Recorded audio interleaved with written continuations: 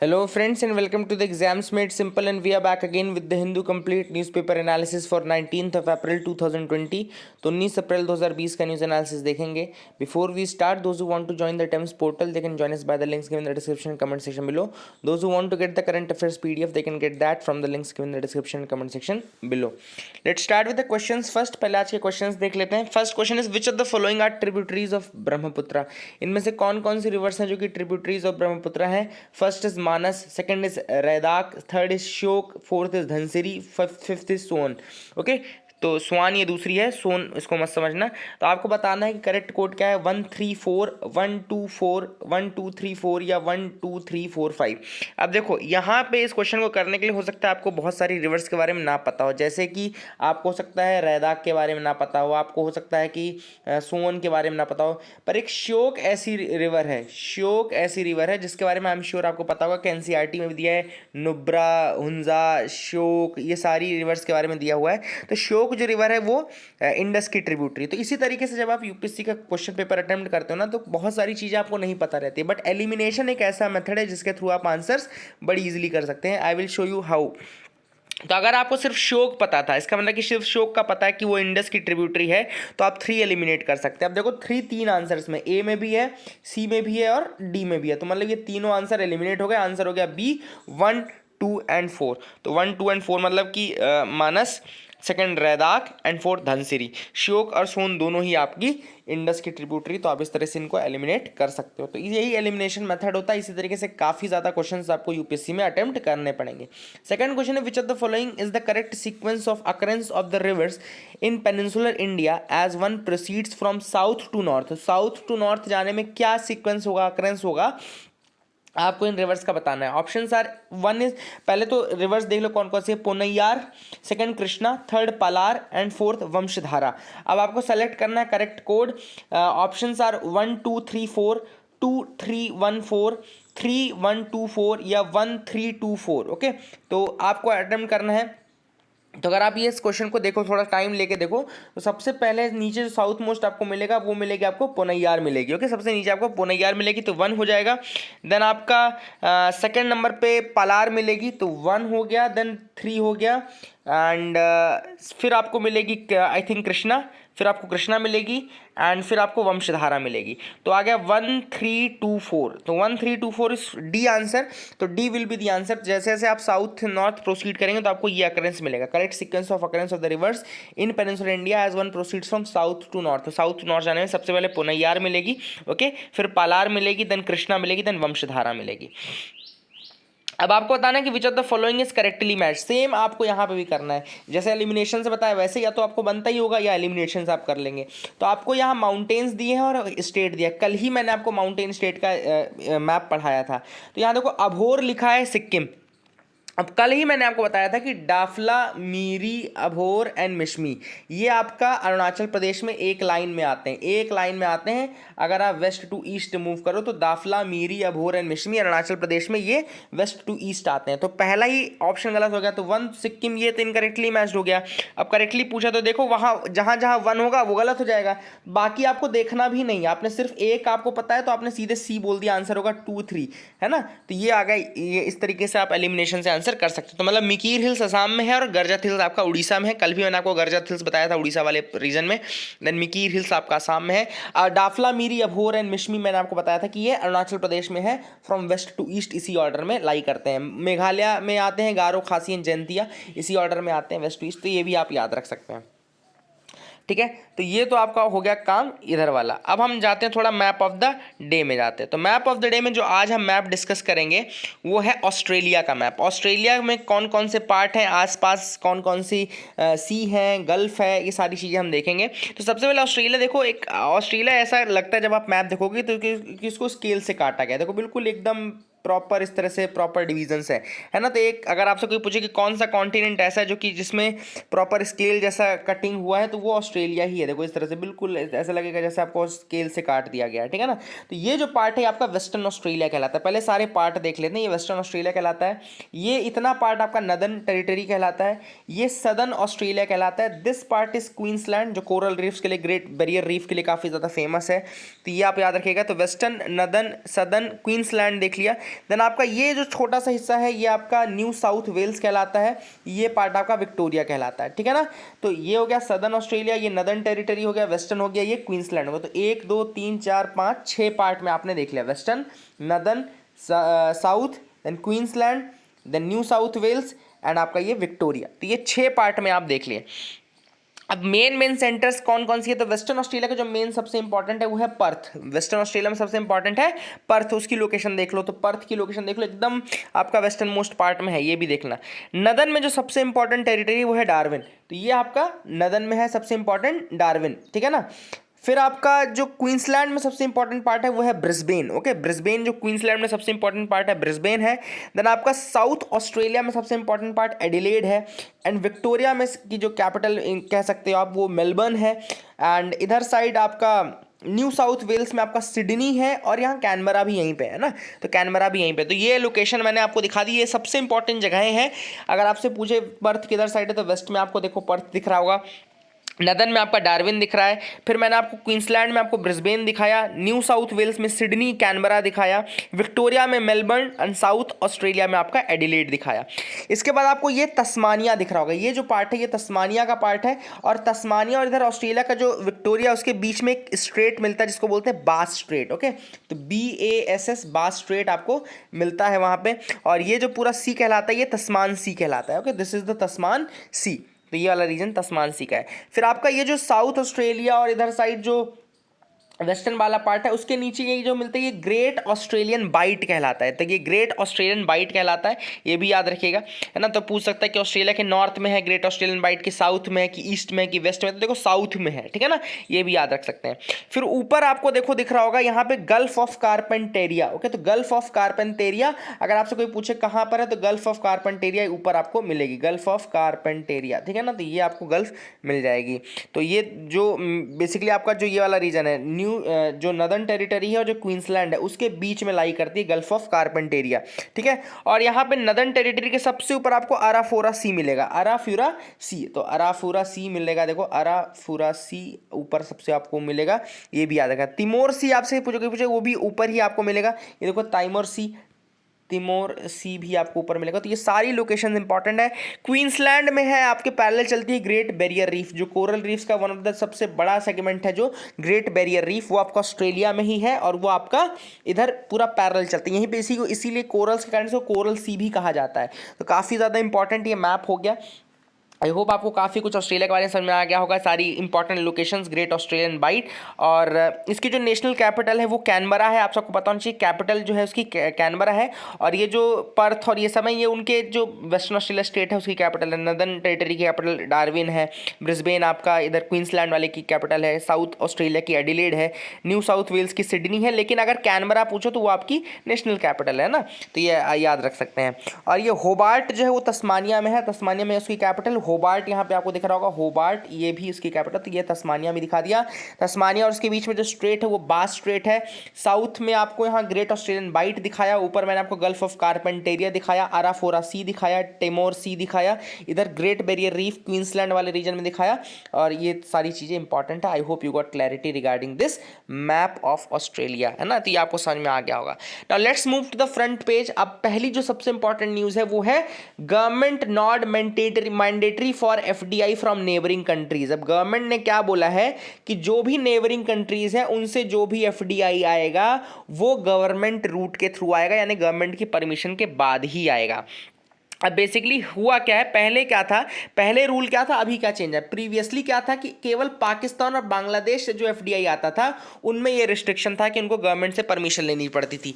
But अभी government ने ये कह दिया कि कोई भी कंट्री जो कि हमारे साथ लैंड बॉर्डर शेयर करती है, यानी कि जितनी भी साउथ एशियन कंट्रीज हैं जो कि लैंड बॉर्डर शेयर करती हैं, उनसे जो भी FDI आएगा उसके लिए गवर्नमेंट की नॉट लेनी पड़ेगी। अब आप दिमाग में आएगा कि ये क्यों किया गया, ये चेंज क्यों किया गया। तो बेसिकली ये चेंज इसलिए किया गया क्योंकि मिनिस्ट्री ऑफ कॉमर्स इंडस्ट्री चाहता था कि कोई भी अपॉर्चुनिस्टिक टेक ओवर या एक्विजिशन ना होने पाए। मतलब चाइनीज क्या कर रहे हैं, अपॉर्चुनिटी का फायदा उठा रहे हैं। चाइनीज जानते हैं कि अभी बहुत सारी कंपनीज ऐसी हैं जो कि अभी लेट डाउन हो रही हैं, नीचे की तरफ जा रही हैं, तो वो क्या कर सकते हैं कि अपॉर्चुनिस्टिक यानी कि मौका परस्ती देख करके यहाँ पे अपॉर्चुनिस्टिक टेक ओवर या एक्विजिशंस कर सकते हैं। तो इस कारण से उन्होंने, गवर्नमेंट ने कह दिया कि कोई भी इस तरह का एफडीआई अगर आता है, जैसे पहले केवल पाकिस्तान और बांग्लादेश की रिस्ट्रिक्शन थी, तो अब ये रिस्ट्रिक्शन चाइना के लिए भी हो जाएगा। यानी कि जो भी कंट्री लैंड बॉर्डर शेयर करती है हमारे साथ, उनके लिए ये रिस्ट्रिक्शन रहेगा, ठीक है ना।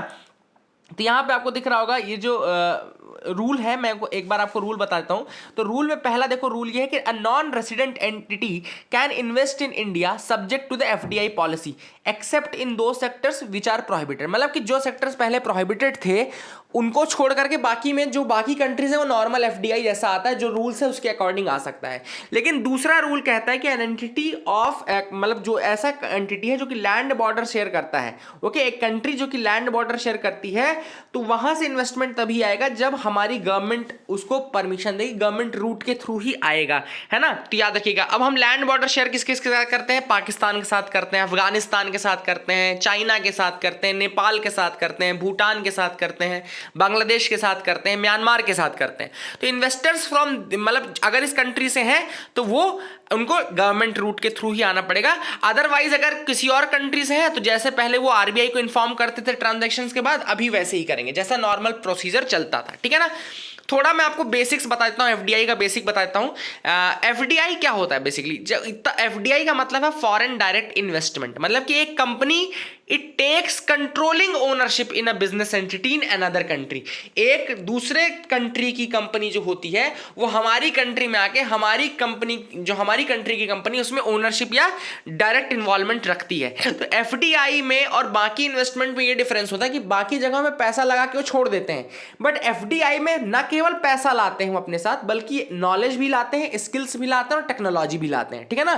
तो एफडीआई और बहुत ज्यादा इनकम पासिंग होता है। बाकी जो इन्वेस्टमेंट होता है, जैसे नॉर्मल एफआईआई आया तो उसमें क्या हुआ कि आपका केवल पैसा पैसा आता है, लेकिन अगर एफडीआई आ रहा है, एफडीआई आ रहा है इसका मतलब कि वो अपना एक्सपर्टीज भी लेके आ रहे हैं, वो अपनी टेक्नोलॉजी भी लेके आ रहे हैं, वो डायरेक्ट इन्वॉल्वमेंट लेके आ रहे हैं। यही अपॉर्चुनिस्टिक इन्वॉल्वमेंट रोकने के लिए गवर्नमेंट ने बोला कि जो भी इन्वेस्टमेंट आएगा चाइना से या कोई भी ऐसी कंट्री से जो कि हमारे साथ लैंड बॉर्डर शेयर करता है, देखो कहने की बात है लेकिन जो भी आएगा वो चाइनीज ही होगा। मेन हमको चाइना को रोकना था। अब केवल चाइना का अगर नाम लगाते तो गड़बड़ हो जाता है, इसलिए हमने क्या कहा, इसलिए हमने ये कहा कि कोई भी ऐसी कंट्री से जो कि हमारे साथ लैंड बॉर्डर शेयर करती है, अगर उसके थ्रू कोई भी इन्वेस्टमेंट आता है तो हम वो गवर्नमेंट रूट के थ्रू ही आएगा, उसके लिए गवर्नमेंट की परमिशन लेनी पड़ेगी। So this was the thing which was there. आगे थोड़ा एफडीआई के बारे में और बताता हूं। एफडीआई बेसिकली होता है दो रूट्स के थ्रू, एक कहलाती है ऑटोमेटिक रूट और एक कहलाती है गवर्नमेंट रूट। तो गवर्नमेंट ये बोलती है, बताती है बकायदा निकाल करके कि कौन से सेक्टर्स में ऑटोमेटिक रूट से आना है, कौन से सेक्टर्स में आपका गवर्नमेंट रूट से आना है। तो आपके लिए ये एक टास्क है कि आपको बताना है कौन कौन से सेक्टर्स है जहां पे ऑटोमेटिक रूट से आते हो, कितने परसेंट के एफडीआई अलाउड है, 100% एफडीआई कौन कौन से सेक्टर्स में अलाउड है, ये आप देख के मुझे बताइएगा। तो दोनों रूट बता दिए। ऑटोमेटिक रूट मतलब कि जब उसमें आप प्रायर परमिशन की जरूरत नहीं पड़ती है, ओके, जिसमें प्रायर नॉट नहीं चाहिए आरबीआई का या गवर्नमेंट ऑफ इंडिया का, डायरेक्टली आप आके इन्वेस्ट कर दो और ट्रांजैक्शन की रिपोर्ट आरबीआई को दे दो, ठीक है ना। लेकिन गवर्नमेंट रूट वो होती है जहां पे पहले आपको अपील करना पड़ता है, फिर वो मिनिस्ट्री जो होती है वो department for promotion of industry and internal trade यानी कि डीपीआईआईटी, जिसका जो पहले डिप था, है ना, डीआईपीपी था, उसका नाम बदल करके department for promotion of industry internal trade कर दिया है। ये आता है मिनिस्ट्री ऑफ कॉमर्स के अंतर्गत। तो किसके अंदर आता है ये, मिनिस्ट्री ऑफ कॉमर्स के अंतर्गत आता है। तो यहां से परमिशन लेनी पड़ती है फिर, और फिर जाके जब ये अपना रिकमेंडेशन देते हैं उसके बाद ही उसको अलाउ किया जाता है, तो वो गवर्नमेंट रूट कहलाता है। तो ये दोनों रूट्स भी आपको बता देता। I hope this news is now clear to you, है ना। तो आपको समझ में आ गया होगा कि क्या क्या चीजें थी बेसिकली। अब आगे मूव करते हैं, देखते हैं और क्या इंपॉर्टेंट न्यूज आइटम्स है जिनके बारे में हमको डिस्कस करना है। So you can move with me as well. आप भी अपने न्यूज़पेपर में इस तरीके से आगे बढ़ते जाइए। अब देखो ये कुछ लोकेशंस हैं, ये जो, तो मैंने अलग से इसको लोकेशन बेस्ड न्यूज़ आइटम में डाल दिया है यहाँ पे। तो ये 4 लोकेशंस थी जो आज के पेपर में थी। एक है सोपोर, सोपोर में अटैक हुआ था वहां पे।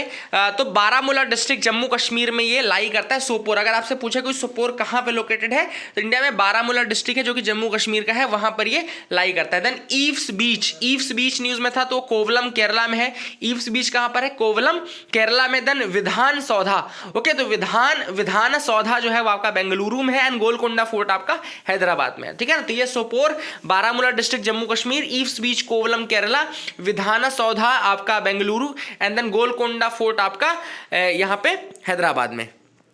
तो ये लोकेशंस हमने देख ली। आगे मूव करते हैं, एक न्यूज़ है यहाँ पे, huge crack develops on the Ambukuthi hills in Kerala. तो बेसिकली ये भी लोकेशन बेस्ड ही है अम्बुकुथी हिल्स के बारे में। तो a crack has developed on the eastern part of the Ambukuthi hills, इनमें एडक्कल केव्स लोकेटेड है। बेसिकली आपको 2 लोकेशन से पता चल गई। एक तो अम्बुकुथी हिल्स कहाँ पर है? केरला में। उसमें उसी जो ये हिल है अम्बुकुथी हिल्स, वहाँ पे आपका एडक्कल केव्स लोकेटेड है। तो ये दोनों भी आप याद रखिएगा, यूपीएससी किसी फॉर्म में भी पूछ सकता है, इसलिए अपने को इस तरह से क्वेश्चंस के लिए प्रिपेयर्ड रहना चाहिए ना।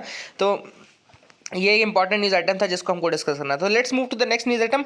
Most online content on child sexual abuse is from India. तो most online content from online sexual abuse is from India. तो एक बेसिकली हुआ है ग्लोबल कंपाइलेशन ऑफ रिपोर्ट्स आई है on the child sexual abuse material. तो child sexual abuse material की एक लिस्ट आई है रिपोर्ट के फॉर्म में। उसमें यह पता चला है कि India stands right on top of the list with 11.7% of the total reports. और जितनी है बेसिकली सबसे अधिक जो रिपोर्ट्स आई हैं चाइल्ड सेक्सुअल अब्यूज मटेरियल की वो इंडिया से आई हैं, ठीक है ना। इसके बाद जो सबसे अधिक रिपोर्ट्स आई हैं वो आपका पाकिस्तान से आई हैं 6.8%। बांग्लादेश नंबर 4th पर आता है 3.3%, ठीक है ना। तो इंडिया से 19 लाख के लगभग रिपोर्ट आई है, मतलब 20 लाख के आसपास की समझ लो। पाकिस्तान के पास 11 लाख की रिपोर्ट आई है और बांग्लादेश से 5.5 लाख के आसपास की चाइल्ड सेक्सुअल अब्यूज मटेरियल की रिपोर्ट आई है। तो ये कंपाइलेशन आया है basically reports of child sexual abuse material found online. जो child sexual abuse material online मिलता है उसकी ये रिपोर्ट निकाली गई। सबसे अधिक जो उसमें रिपोर्ट्स थी वो इंडिया से थी, ठीक है ना। अब बेसिकली एक national centre for missing and exploited children करके है, national centre for missing and exploited children NCMEC। इसने बेसिकली एक ऑनलाइन प्लेटफॉर्म बनाया जिसका नाम है साइबर टिप लाइन, ओके। इनका प्लेटफॉर्म है साइबर टिप लाइन। तो अगर आपसे कोई पूछे साइबर टिप लाइन किसका प्लेटफॉर्म है तो NCMEC का, यानी कि national centre for missing and exploited children. आपसे क्वेश्चन ये है कि किस तरीके की बॉडी है, इसके बारे में थोड़ा सा आप गूगल कर लेंगे ना तो आपको पता चल जाएगा कि किस तरीके से बॉडी, नॉट फॉर प्रॉफिट है कि गवर्नमेंट है कि स्टैट्यूटरी है कि ऑटोनॉमस है, किस तरीके की बॉडी। ये आपके लिए क्वेश्चन है जिसका आंसर आप कमेंट सेक्शन में करके दिखाइएगा। National centre for missing and exploited children, इसकी बेसिकली एक ऑनलाइन प्लेटफॉर्म है जिसका नाम है साइबर टिप लाइन। अब साइबर टिप लाइन में वो बोलते हैं कि आप रिपोर्ट करिए ऐसे चाइल्ड सेक्सुअल अब्यूज मटेरियल्स को रिपोर्ट करिए, उन जो भी ऑनलाइन आपको मिले उनको आपको रिपोर्ट करना है साइबर टिप लाइन में। तो यहाँ से फिर ये निकाला जाता है, जो सबसे अधिक जो रिपोर्ट थी वो इंडिया से थी, ठीक है ना।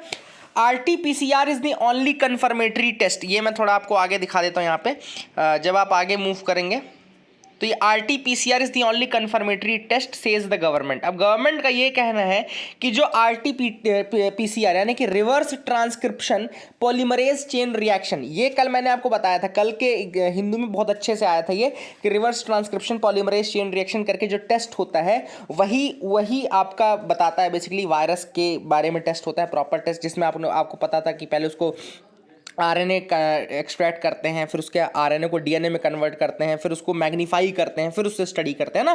तो ये reverse transcription polymerase chain reaction is the gold standard front line test for कोविड-19 एंड ICMR का ये भी कहना है कि रैपिड एंटीबॉडी टेस्ट जो है it can not replace it. तो कई लोगों ने आपने देखा होगा, अभी रिसेंटली सुना होगा कि रैपिड एंटीबॉडी टेस्ट करके जल्दी रिजल्ट आ रहा है और ये जगह। तो यहाँ पे ICMR का कहना है कि केवल अगर कन्फर्मेटरी टेस्ट की बात करें तो reverse transcription polymerase chain reaction ही है, रैपिड एंटीबॉडी टेस्ट इसको रिप्लेस नहीं कर सकता, ठीक है ना। अब रैपिड एंटीबॉडी टेस्ट का जो यूज है वो कहाँ हो रहा है, बेसिकली उससे आपको एक आइडिया मिल जाता है of the prevalence of the disease in a particular area. आपको आइडिया जरूर मिल जाएगा about the prevalence of the disease in the particular area, और इसलिए जो इसका यूज है बेसिकली वो सर्विलेंस और स्टडीज पर्पस के लिए ही किया जाता है रैपिड एंटीबॉडी टेस्ट का।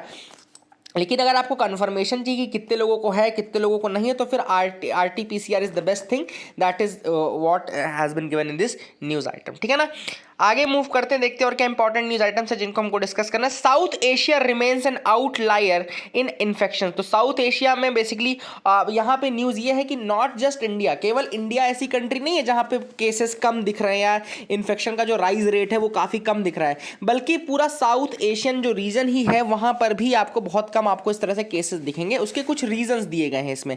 ठीक है, तो what are the reasons that have been mentioned in this news item.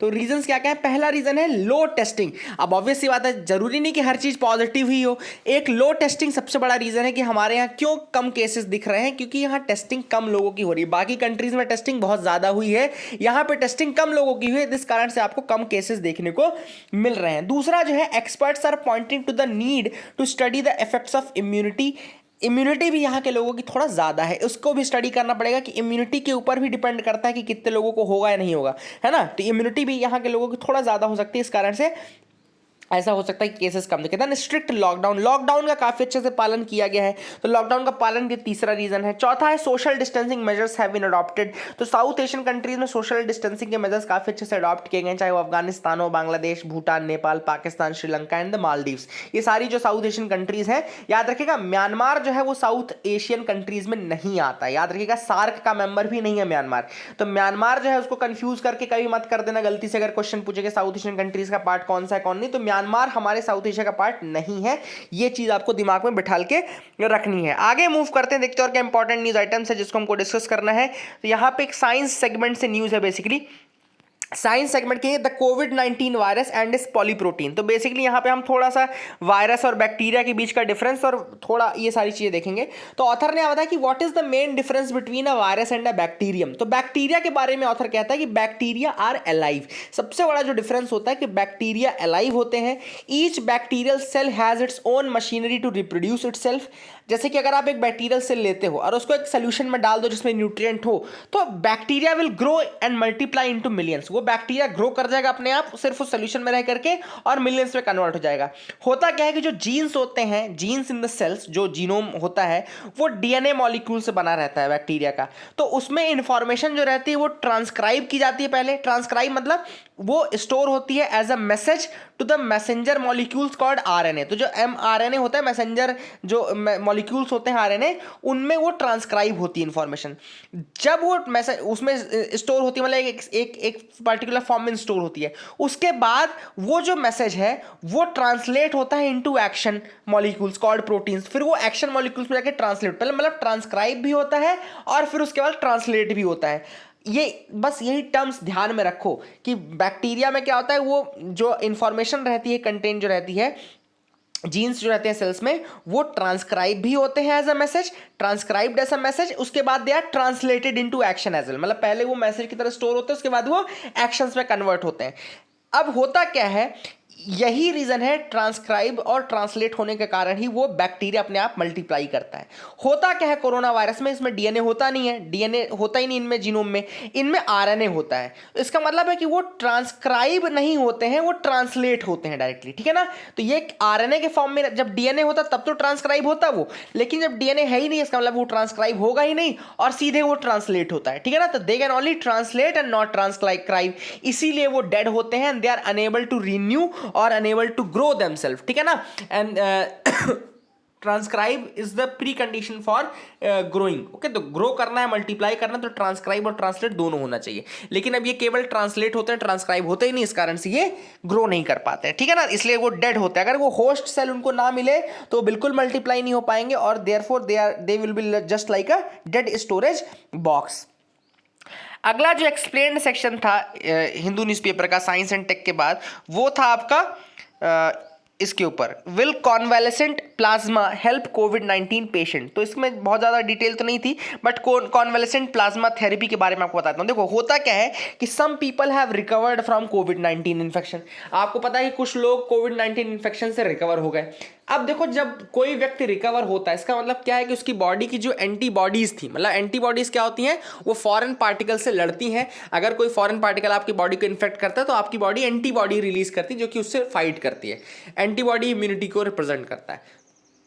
Antibody जब फाइट करती है उससे, तो अगर वो एंटीबॉडी उसको ओवर पावर कर जाए तो वो वायरल इन्फेक्शन सप्रेस हो जाता है। इसका मतलब कि जो लोग ठीक हुए होंगे उनकी एंटीबॉडीज स्ट्रांग इनफ थी कि वो कोरोना वायरस को सप्रेस कर दिया। तो कॉन्वालेसेंट प्लाज्मा इसी प्लाज्मा को बोलते हैं, मतलब ऐसी एंटीबॉडी का जब प्लाज्मा सेपरेट कर दिया जाए ब्लड से तो उसको कॉन्वालेसेंट प्लाज्मा बोलते हैं। ऑथर का कहना यह है कि जब आप क्या होता है, अब इस मेथड में क्या होता है इस कॉन्वालेसेंट प्लाज्मा थेरेपी में, कि जो लोग ठीक हो गए हैं उनके ब्लड का जो प्लाज्मा है उसको एक्सट्रैक्ट करके उसको इन्फेक्टेड पर्सन के बॉडी में इन्फ्यूज कर दो। इन्फेक्टेड पर्सन की बॉडी में जब आप उसको इन्फ्यूज कर दोगे तो अब उसके में ये एंटीबॉडी है जो ऑलरेडी एक बार जीत चुकी है, तो ये एंटीबॉडी क्या करेगी कि कोरोना वायरस को रिमेंबर करेगी, याद करेगी कि किस तरीके से मैकेनिज्म इसको सप्रेस किया था। तो ये इसको याद रखता है, इस कारण से जब दूसरी बॉडी में ये प्लाज्मा जाता है तो उसकी बॉडी में भी इन्फेक्शन को दूर कर सकता है। ऐसा ये कॉन्वालेसेंट प्लाज्मा थेरेपी का इसकी बेसिक थ्योरी है। अब ये कितनी सफल है कितनी नहीं सफल है, इसके ट्रायल्स अभी चल रहे हैं।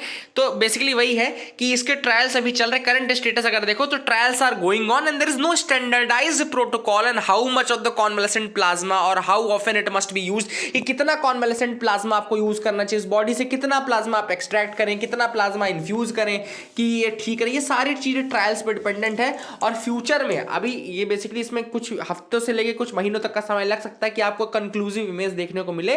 तब तक के लिए आपको इसी पे डिपेंड रहना पड़ेगा। आईसीएमआर ने दिल्ली और केरला को अप्रूवल दे दिया है कि वो क्लिनिकल ट्रायल्स करें इसका कॉन्वालेसेंट प्लाज्मा थेरेपी का, और तमिलनाडु ने अप्लाई किया है ताकि उसको भी ट्रायल्स करने का मौका मिले। तो ये थी कॉन्वालेसेंट प्लाज्मा थेरेपी। ओके, तो ये आप याद रखिएगा। अगली जो न्यूज है वो है यूएस फ्रीजेस WHO फंड्स। तो यूएस ने WHO के फंड्स को फ्रीज कर दिया है। तो इसके बारे में थोड़ा बहुत न्यूज़ थी। सबसे पहला जो फैक्ट है वो है कि WHO बना कब था, तो 1948 में बना था। हेडक्वार्टर इसका जिनीवा में है। ये बना क्यों था? यूनाइटेड नेशन के ग्लोबल हेल्थ एफर्ट को कोऑर्डिनेट करने के लिए। तो यूनाइटेड नेशंस के ग्लोबल जो हेल्थ एफर्ट है उनको कोऑर्डिनेट करने के लिए बना था। क्या इसकी अपने मेंबर कंट्रीज के ऊपर कोई अथॉरिटी है? तो नहीं, it has no authority over its 194 member countries. 194 member countries है, उसके ऊपर इसका कोई अथॉरिटी नहीं है। ये जो बॉडी है WHO वो डिपेंड करती है मेंबर्स के कंट्रीब्यूशन में। ओके, तो मेंबर्स जितना कंट्रीब्यूट करते हैं उस पर ये डिपेंड करती है कि अपने कामों को कैरी आउट करने के लिए। अब रिसेंटली हुआ ये कि WHO की फंडिंग को यूएसए ने कहा कि आपने मिसमैनेज किया है, आपने लेट कर दिया बताने में, इस कारण से उन्होंने उसकी फंडिंग को बंद कर दिया। तो यूएसए का कंट्रीब्यूशन कितना है? तो यूएसए WHO का सबसे बड़ा कंट्रीब्यूटर है। और WHO की जो फंडिंग है वो दो टाइप से आती है, ठीक है ना। पहला असेसमेंट होता है या फिर मेंबर ड्यूज, जो मेंबर को पे करना है, ड्यू होते हैं जो। दूसरा वॉलंटरी कॉन्ट्रीब्यूशन। तो WHO में दो तरीके से फंडिंग आती है। एक असेसमेंट फंडिंग होती है जो कि मेंबर्स को अपने आप पे करनी पड़ती है by virtue of its membership. Second होती है वॉलंटरी कंट्रीब्यूशन। तो दोनों के फॉर्म में ही यूएस बहुत ज़्यादा उसमें इन्वेस्ट करता है। और यूएस लगभग 20% WHO के बजट को कंट्रीब्यूट कर रहा था इन 2018-19। तो ऐसा नेशनल पब्लिक रेडियो रिपोर्ट के अकॉर्डिंग कहा जा रहा है। अब आपसे अगर कोई पूछे कि क्या कोई इंपैक्ट पड़ेगा WHO की वर्किंग में इस फंडिंग खत्म होने से, तो बिल्कुल पड़ेगा। क्यों नहीं पड़ेगा? इतना ज़्यादा जब 20% कोई कंट्री फंड दे रही है तो फंड अगर नहीं आएगा तो उसकी वर्किंग में इफेक्ट पड़ेगा, लेकिन लॉन्ग टर्म में कितना इफेक्ट पड़ेगा ये भी देखना बाकी है। So that is it for the day, friends. I hope you liked our video. Please do like, share, and subscribe. Keep loving us, keep sharing us. Thank you and have a nice day.